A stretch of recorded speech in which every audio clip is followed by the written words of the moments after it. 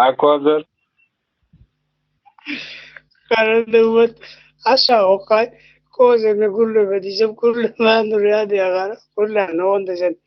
Bir gaydanım. Etay diye gönde.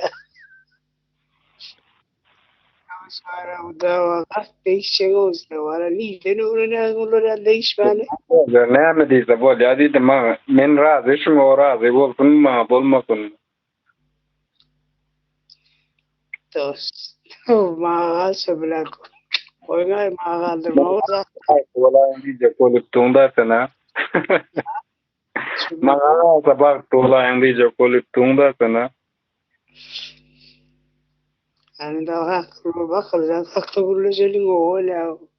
Nasıl vize aslen tanışacak diye. Şans bile tanışır.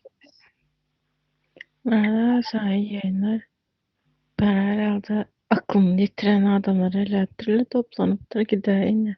Benim aklım yitmenge. Hani öyle.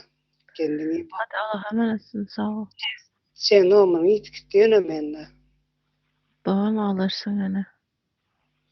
Mesajı koy ama iyi modan yaz koy. Bu gidem o aklı mekan. Bir tane koy. Diyeceğim bir zaten o için. Oturda öyle bu otursa o yetişma. Sen gitsen mere kadar kayması. Yok o da ama ya. Öyle ben normal bana. Sen iyi modan yaz koy gitti benden. Normal. Aleyküm selam.